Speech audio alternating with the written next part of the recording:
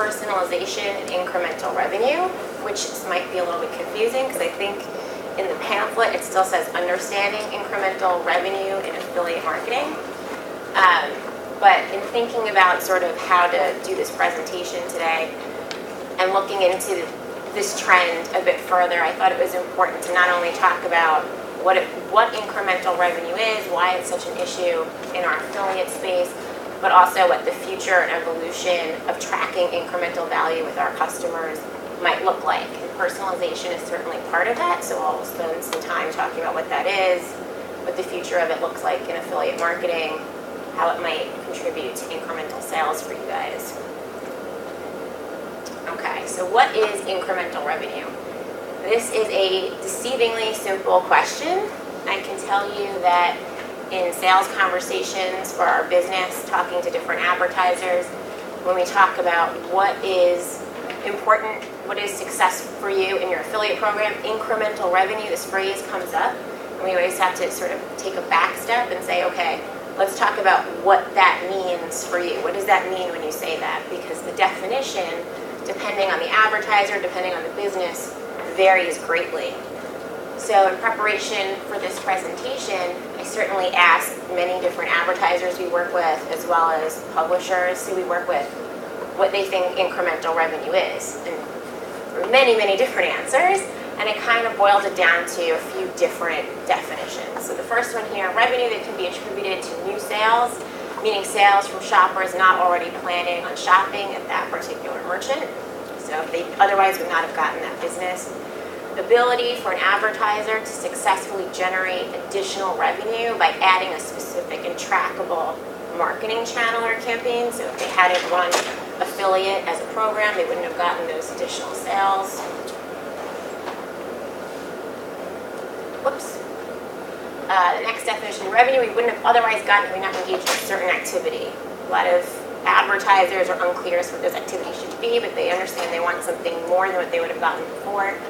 And the last one, which I think is what we're probably going to spend some time today definitely talking about further, as I think it definitely relates to personalization and sort of the trend in our space and where we're moving toward, is providing additional service or value to your customer in ways that increases their loyalty and also the long-term relationship with them, so you can personalize it and capitalize it throughout the life cycle of the customer. And that one's a bit different than the other definitions, but it certainly has come up a lot in recent conversations that we as an agency have had with prospects and with existing advertisers in terms of how they're defining this, how they want to look at it in their own marketing channels. So it's definitely something a lot of this presentation is based on. And why is this relevant? Why are we talking about incremental revenue? So last night I did a Google search for managing incremental revenue in your affiliate program or incremental revenue affiliate marketing, and there's something like 115,000 plus Google results. And the first 5 or so pages are all about white papers, thought pieces, blog posts from platforms, tracking networks, agencies such as ours, and we certainly take up a good portion of those 5. It's all written in the last 12 to 18 months about measuring incremental revenue, tracking incremental revenue, how to define it, how to manage it, how to get more of it. There are a lot of different reasons for this. We'll definitely talk about it. But they all dovetail back to problems with the traditional affiliate model, which is based on last click wins. There's many issues with this model, and a lot of them have bubbled up the issue of incremental revenue in the affiliate space, specifically because this channel definitely brings into question, what am I getting for this spend? What are these partners actually driving for us? And a lot of it has to do with the way that we track.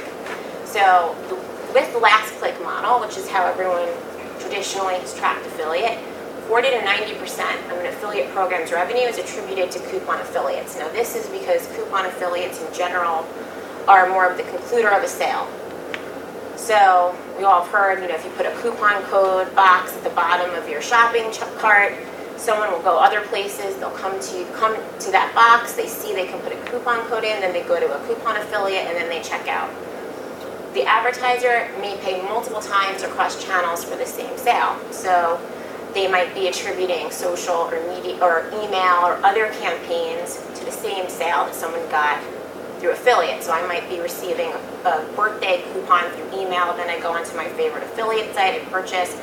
Both channels may be compensated for that.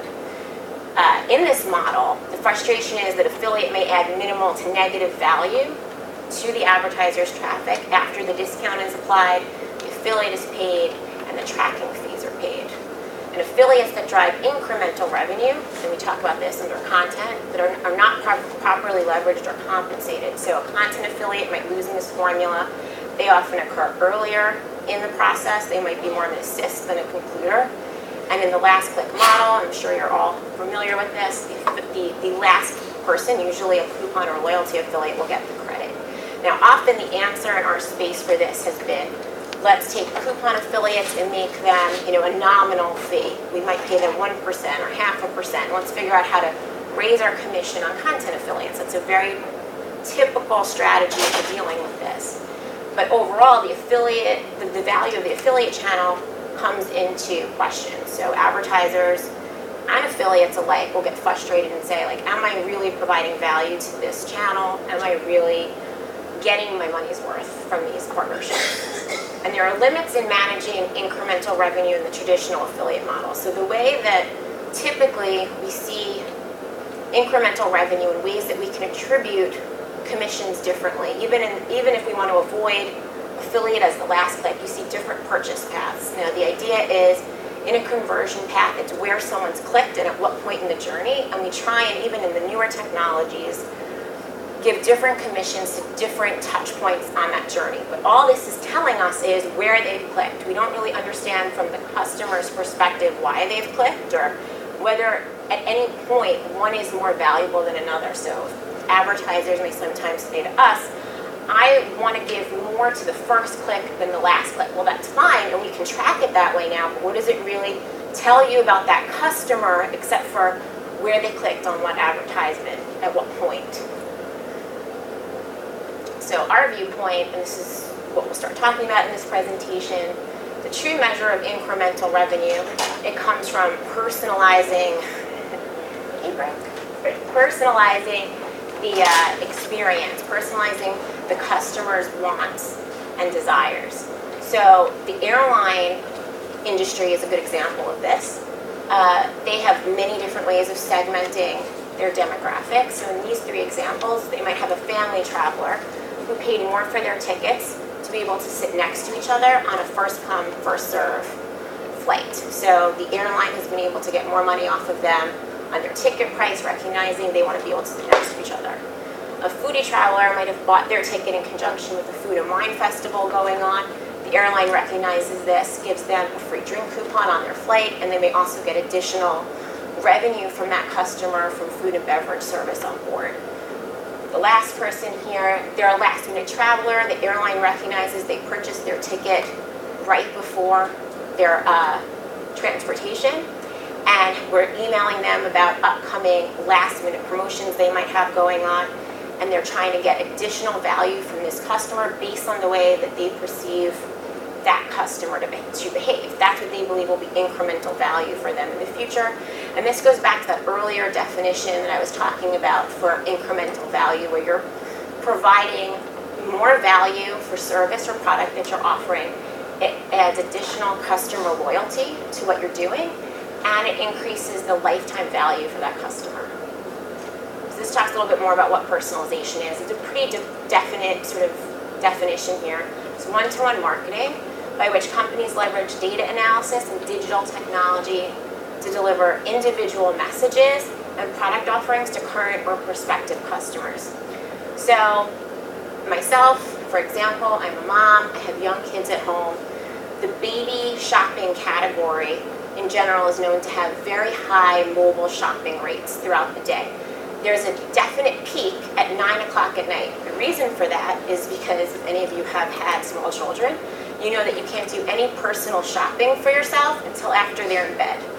Now, if you understand this, in search it's kind of easy. You can optimize your bids around what you're doing around 9 o'clock. But in the affiliate space, for example, imagine if you were able to incentivize your affiliates who are able to drive more volume, more calls, more email blasts, more blog posts around this point, because I can tell you, when I am messaged by an advertiser through a special promotion or email to my mobile or my email account around this time, I'm more likely to buy from them, and I'm more likely to buy more, especially if the content is more curated to things that I'm looking for, and we talk about that in a second. Okay, so an area of opportunity in personalization and incremental revenue. So kind of bringing all of this together, and what the rest of this presentation is certainly going to be about. You can curate collections of personal recommendations based on trust. So you understand the shopping behavior, you understand the shopping behavior that might come from your affiliate relationships, and you're able to put together personal recommendations for specific demographic or niche that you're going after that you deem more valuable for your customer base. Merchants can devise a strategy with select affiliates. These can be top partners, these can be promising partners that you want to have more to do with niche or specialized offerings and audiences, and you can nurture and grow those relationships beyond the standard affiliate partnerships, which are usually I'm communicating to thousands of people, generic promotions, and I hope something is going to stick. And if it sticks, those that do the best, I'm going to do maybe like a standard VIP offer or promotion, and I'm going to hope that they get some traction with that.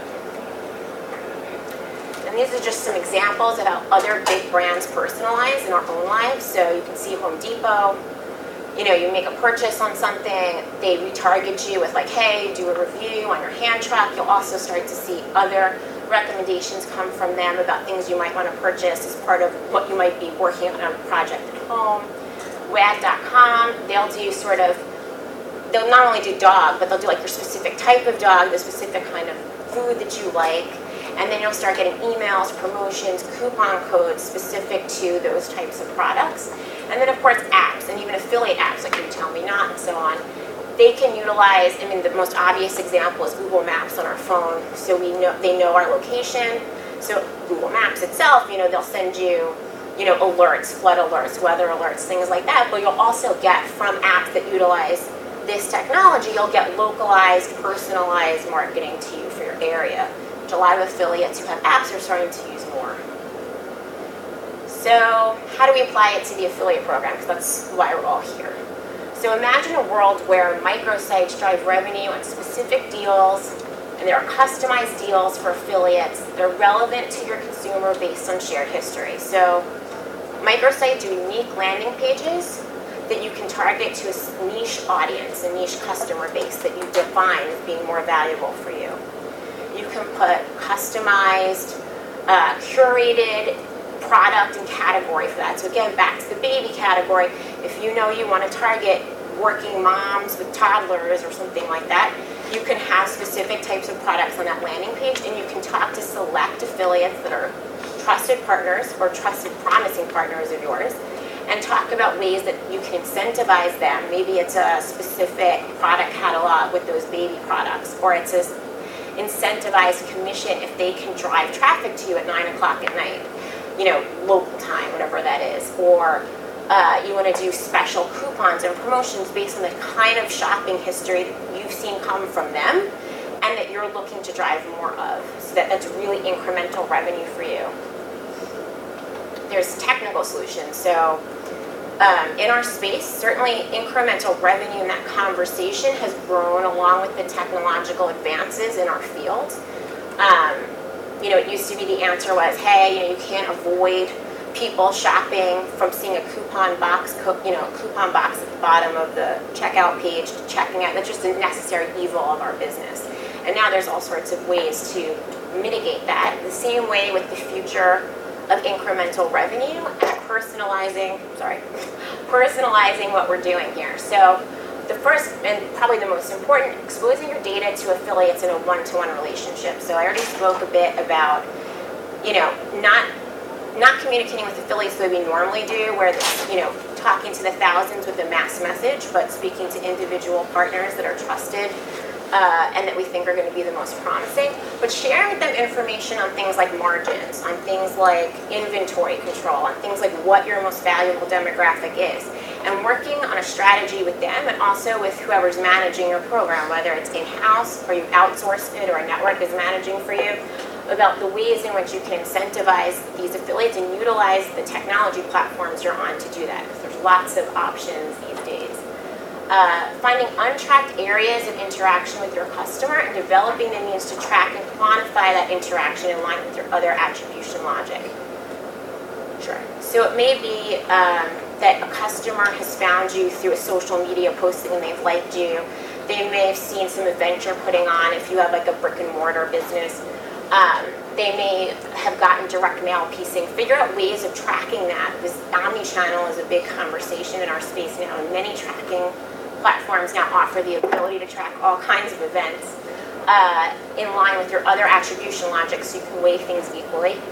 And that's sort of the same point as these next two, tracking additional events that contribute to incremental sales. What are other things that you know you're deliberately doing as a business to drive incremental revenue, and see how that plays in line with what the affiliate space, your affiliate channel is doing. Track them the same way. Track all your channels in conjunction and set attribution logic around these channels. So in the earlier slide, when I showed the 3 different paths, the 3 different conversion paths, and all those different places that a customer might interact with you before purchasing, you want to make sure all of those channels are in one place and you're applying the same attribution logic to all of them so that everyone's on the same level playing field, every channel, so that email, search, and so on, as well as affiliate, are part of the same thing. And obviously, you can't, often advertisers won't implement everything at once because it's going to be overwhelming or it may not be cost effective, but starting along this path will allow you to have a better perspective on the full customer journey, but also not just on where they're clicking, but why they're clicking on those things, so you can do more of the personalized marketing in the future and really determine what's incremental and what you're paying on that's incremental. So what the future looks like in our perspective, moving beyond how incremental revenue has always been tracked and defined in the past in the last click method. I think efficiency will be gained as advertising occurs at critical points. So again, you're not sending out blast coupons and promotions to all of your affiliates and one blanket VIP promotion to your best ones. You're sending out targeted marketing for niche groups to specific affiliates and gaining efficiency because it's a more targeted approach, but it also should be a more thoughtful approach that you can test out, especially in the affiliate space where you can track everything that you're doing to see where your personalized and therefore incremental revenue is coming from. The next one is that data will flow more freely between publishers and merchants to allow instant personalizations to consumers. So again, this would be different than the way we're typically communicating with our affiliates. This will be a more one-to-one approach, but you're also sharing much more information about your business. Like I talked about earlier, you're sharing information on your inventory, on your margins. You may decide to pay more on commission, which you can already do with product catalogs and things like that, SKU level tracking, paying more for certain segments that you have better margins on and you want to drive more sales with.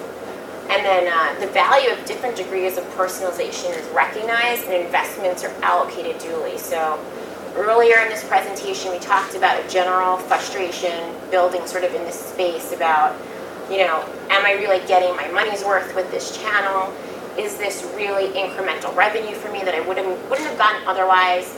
And when you start incorporating, and there are different degrees of personalization you can incorporate, you can become more confident in what you're spending on and in what you're getting in return for that spend, because it's the customer that will give you a longer lifetime value and the relationships that you're having higher communication with to deliver it. And that is it. But I do want to end before I end, I do want to conclude by saying that it's an overwhelming sort of concept, personalization, and it seems like too much to handle at once. But again, there are varying degrees of this to implement, and the technology in our space has gotten to a point where there are certainly many options to choose from as you become more comfortable with the data you share, with the channels you decide to integrate from an omni-channel approach. And whoever you're using to manage your program, whether it's yourself or in-house, outsource, can help you with these strategies. But it's definitely our perspective that in the long run, this is sort of the direction that incremental revenue will be going in, and the conversations you'll hear more about in the future. Questions? Oops. Questions?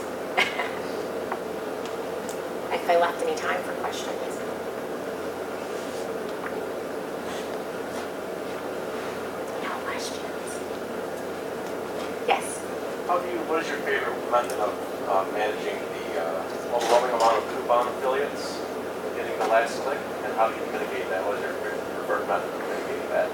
So it really depends on the comfort level of the advertiser and your specific situation. Like I mentioned earlier, the very common way of doing this is to mitigate the commission for the couponers and give a higher commission to content affiliates, even if there are less content affiliates that are becoming last click. There's also technologies with certain tracking platforms that allow you now to sort of, like I showed you earlier, at different stages be able to commission.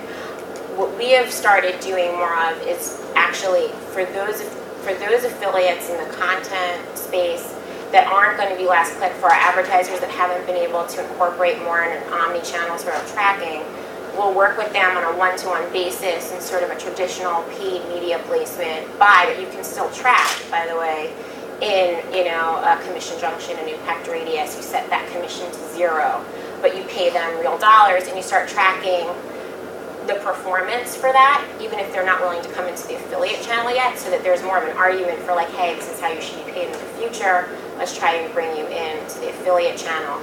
Otherwise, even if you end up giving a higher commission to a content affiliate, for example, if they're very likely not that last click, it's really not that much money for them, and they still lose out on the equation. Yes. So for like the low performance affiliates, would you still be willing to share the inside knowledge or like back end knowledge with them to hopefully increase their performance, or normally would you just kind of like leave them be, just let them float around? Yes, so we're working on something with one of our clients, Tommy Hilfiger actually, where we're testing out that kind of thought process. And there's many low-performing affiliates that seem like they're in the right niche, that they can deliver that long-term, customer loyalty and high-value customer lifecycle kind of customer. Definitely like some of these niche sites, and communicating with them, not only like the coupon sites with the guys who are driving less volume, but more on, again, like a select basis, right? Not like all thousands of them. Trying to determine like who would be a great partner, who you think has the most potential, and sharing with them like, hey, so for Tommy Hilfiger, we sell a lot of, blue sweaters during this time of year. We know that this is our kind of customer. What can you do to help us build that readership and send that readership over to us? And so, I think it's definitely a more intensive approach, and affiliate is meant for scale, but like I mentioned in the previous slide, I think that there's actually efficiency in this model when you can spend more of your intensive effort on more targeted approaches for the right kind of customer that's, incremental for you. Yes? So to summarize what I'm hearing from you, is you're basically saying that it's whether it be first click or last click, or whatever click it is, it's kind of arbitrary and subjective on how you can frame your incrementality problem. Right. Instead, what you should focus on is creating value, or long-term value for your customer through personalization, which is fascinating because that's talking a completely different angle. Do you have certain figure or whatever company you work with? Do you know how ultimately you make that business case or just a success metric of how you measure that? Because ultimately, as a business, you still care about incrementality, right? Like that question doesn't go away. So how do you prove that this is a better approach, whether it be like higher users or like what systems like they're using? So, great question, and that is kind of in summary what I'm talking about. It is arbitrary how we define it now. I don't know how any one place in the customer path makes a difference unless it's why they're clicking on that advertisement that matters. In terms of the business case for our clients, I think what's interesting in our business, we can think that a program is doing fantastic and the numbers look great on our side, and the client can still be unhappy, and they'll say, look, but my internal metrics will show me that these are customers I would have gotten anyway, or I paid too much on this sale, or there's, like we talked about earlier, there's all these frustrations in our space. Because we can track a lot, but we also can't track a lot, right? Or they're not tracking the right things. And so the conversation becomes, look, let's talk further about what's truly, what kind of customers is it that you're looking for from this channel, and then let's work with our affiliate partners, a handful of trusted ones as a pilot. Let's test it out. Let's offer them something truly unique and different for the kind of customer they can drive, and let's see how it performs. And even if it doesn't show the same volume that the traditional way of tracking does, the theory is, and what they've told us is, those customers they get more value out of. That is a more valuable customer, even if it's a more limited volume. And I'm not saying that, again, this is incremental revenue, right? This shouldn't replace the revenue in your affiliate program. This is a different way of looking at how you look at like where that gravy is coming from. And you mentioned, like, are you saying you measure just an incremental absolute number of revenue? So it depends on the advertiser, and it depends on the KPIs they're looking at, right? Because they all have their own, and the frustrating thing in our business is we can think one thing and they can think another. So again, like the important thing is making sure that however things are tracked, everyone's on the same page and you're tracking all channels the same with the same attribution logic, so they can all be compared equally.